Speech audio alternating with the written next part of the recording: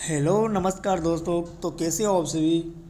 तो डियर्स, आपका अपना परिवार स्टडी 99 क्लास में आपका स्वागत है। तो दोस्तों, आज नई उम्मीद के साथ आपके लिए मैं अबुल फजल की पूरी डिटेल लेके आया हूँ, पूरा परिचय लेके आया हूँ। दोस्तों, आप हमारे साथ बने रहिए, आप हमारे वीडियो को बने रहिए। और यदि आप हमारे चैनल पर नए हो तो कृपया करके चैनल को सब्सक्राइब कर लीजिएगा दोस्तों। तो चलते हैं दोस्तों, आज अबुल फजल के बारे में हम पढ़ते हैं, पूरी जानकारी देते हैं उसके बारे में। तो चलते हैं, तो उसका परिचय बताते हैं दोस्तों।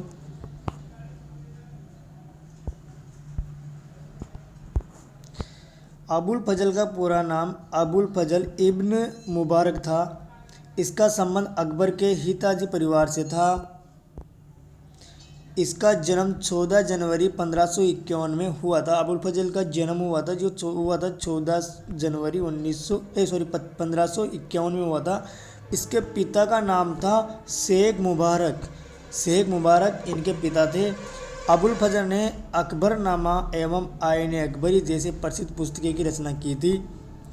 अबुल फजल अकबर के नवरत्नों में से एक रत्न थे।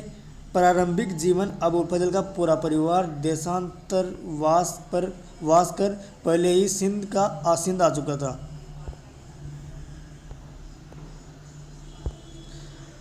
फिर हिंदुस्तान के राजस्थान में अजमेर के पास नागौर में हमेशा के लिए बस गया।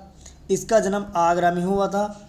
अबुल फजल बचपन से ही काफ़ी प्रतिभाशाली बालक थे। उसके पिता शेख मुबारक ने उसकी शिक्षा की अच्छी व्यवस्था की थी। शीघ्र ही वह एक गुण और कुशल समीक्षक विद्वान की ख्याति अर्जित कर ली।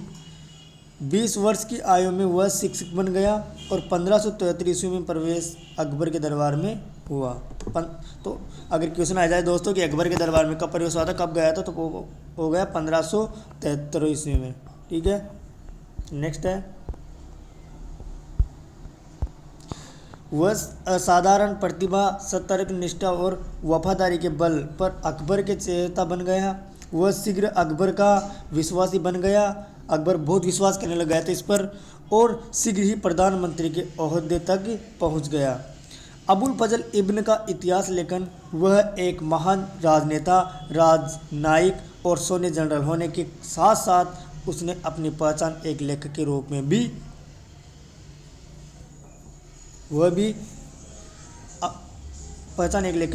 उपयुक्त की और वह भी इतिहास लेखक के रूप में बनाई गई। उसने इतिहास के परत दर परत को उजागर का लोगों के सामने लाने का प्रयास किया।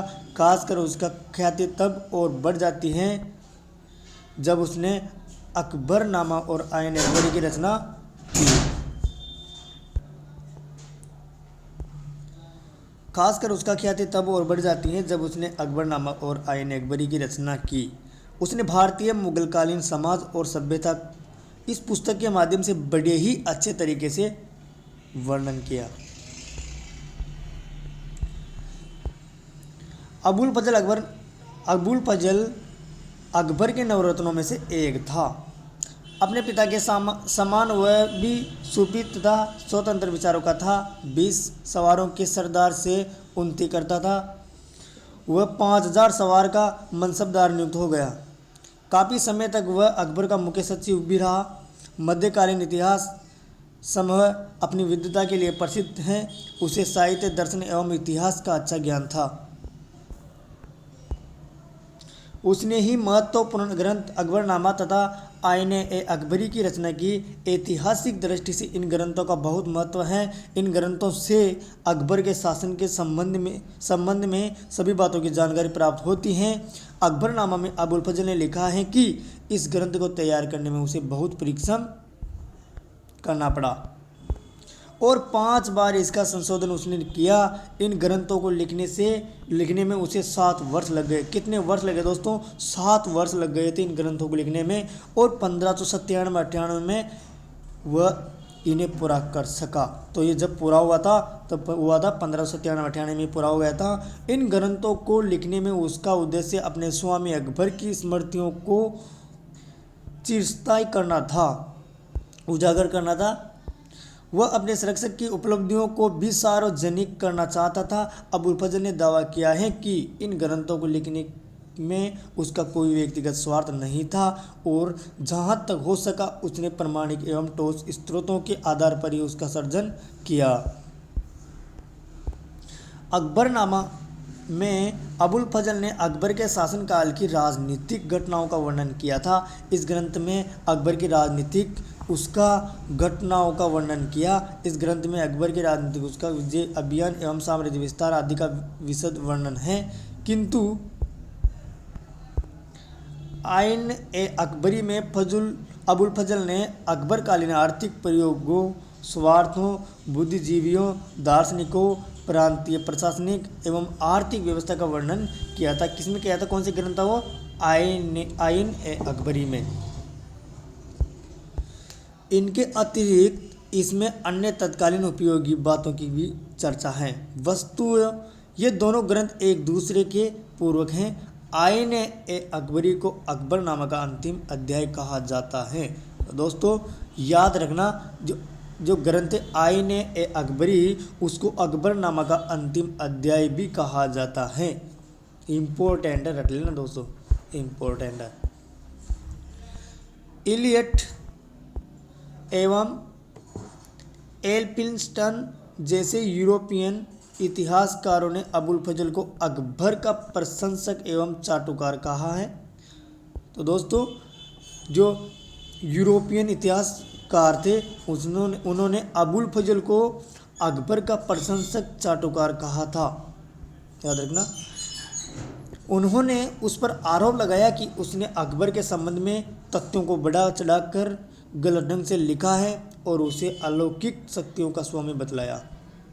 यह आरोप कुछ मामलों में सही प्रतीत होता है। उदाहरणों के लिए 10 साल व्यवस्था का जनक टोडरमल था, लेकिन अबुल फजल ने अपने वर्णन में इसका क्षेत्र अकबर को दिया है। उस पर यह भी आरोप लगाया जाता है कि उसने अकबर के शासन का एक आदर्श चित्र उपस्थित किया है जो वास्तविकता से कोसों दूर है।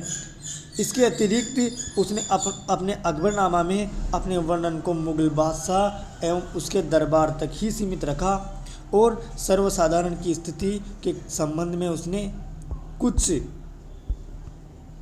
नहीं कहा। साथ ही उसने अकबर के शासन की तुलना पूर्व के शासकों से नहीं की, किंतु उपयुक्त आलोचनाओं के बावजूद अकबरनामा एवं आइन ए अकबरी का अकबर काल की जानकारी का एक अत्यंत ही अमूल्य स्रोत है। इन ग्रंथों में दिए गए विवरण की प्रामाणिकता अन्य स्रोतों से ही भी सिद्ध होती है। ब्लैकमैन के शब्दों में भारत में मुसलमानों के इतिहासों की संपूर्ण श्रृंखला में अबुल फजल के ग्रंथ निष्पक्ष एवं महानतम रचना है। इस प्रकार की यद्यपि अकबरनामा को वस्तुगत इतिहास और अबुल फजल को निष्पक्ष इतिहासकार नहीं कहा जा सकता। दोस्तों इस घटना के कारण जो इसने गलत अपने मन से बढ़ाकर लिखा था, इसलिए इसको निष्पक्ष इतिहासकार नहीं कहा जा सकता। यद्यपि अकबरनामा अकबर के युग का अत्यंत ही विश्वसनीय चित्रण है और इस युग के इतिहास का एक प्रमाणिक एवं स्रोत भी है। दोस्तों ये मैंने आपके लिए अबुल फजल का पूरा परिचय बताया, उसके बारे में बताया, उसके साथ क्या क्या उसकी घटना कैसी थी। और ये है अबुल फजल अकबर को अकबरनामा देते हुए ये इमेज है। दोस्तों इसका जन्म बता दिया मैंने, 14 जनवरी 1551 में आगरा भारत हुआ था और इसकी मृत्यु हुई थी 12 अगस्त 1602 के अंदर। ध्यान रखना दोस्तों, इसकी मृत्यु हुई थी 12 अगस्त 1602। और एक बात और, इनकी मृत्यु ऐसे ही नहीं हुई थी, इनकी हत्या की गई थी। याद रखना दोस्तों, इनकी जो मृत्यु हुई थी वो हत्या की गई थी इसकी। दोस्तों आशा करता हूँ कि आपको मेरी वीडियो अच्छी लगी होगी। और दोस्तों आप कमेंट में बताना कि आगे मैं किसका परिचय लेके आऊँ, किसके बारे में डिटेल बताऊँ आपको, तो आप मुझे बताना। सो गाइस यहाँ तक ही समाप्त करते हैं। और हम वापस एक ही बात बोलना चाहते हैं कि यदि आप हमारे चैनल पर नए हो और आपने हमारे चैनल को सब्सक्राइब नहीं किया तो कृपया करके हमारे चैनल को सब्सक्राइब कर लीजिएगा। तो धन्यवाद दोस्तों, आप ऐसे ही हमारे साथ में बने रहिए। हम आपके लिए नई उम्मीद के साथ कुछ लेके आएंगे। धन्यवाद दोस्तों, थैंक यू सो मच।